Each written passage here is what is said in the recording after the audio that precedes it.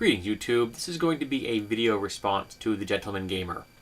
He asks, what is old school? Now, I've discussed in the past of my thoughts on old school versus new school and how I stand on it.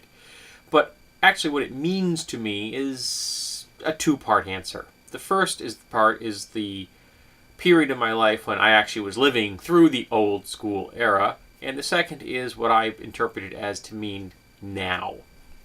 So for me, old school is when I gamed in the past. From, I'd say, 1978 to 1984. That 6-year bracket would probably fall into the category of what I think of as the old school era. And for me, that was the nostalgia of those memories. We played first edition AD&D, Gamma World first edition, Metamorphosis Alpha first edition of Traveler, first edition of DC Heroes, though I don't know if DC Heroes falls into that time bracket or not. V&V, Vigilantes, and Villains Vigilantes, we played that, and that was in that era. So those are the games that we played. But the games themselves weren't all that important. They were the games we played because they were the games we had. None of us were writing our own games, though we did heavily modify the games that we did play. Most of us, however, did not take our house rules and turn them into properties like Kevin Sabidia did. And those memories can't be bottled. You can't put that in a box and sell it to someone in 2012.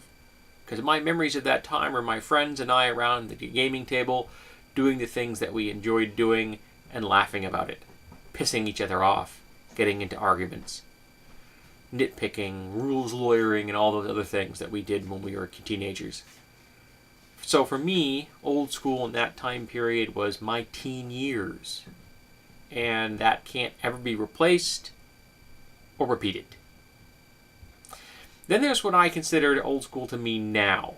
For me, that means that the retro clones of the games of that era. Because, let's face it, lots of those games are hideously expensive even if you can find them.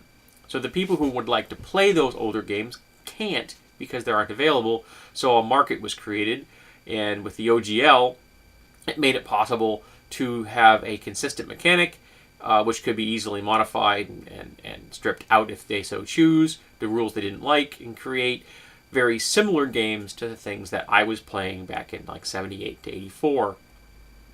Now, I'm not a fan of those games.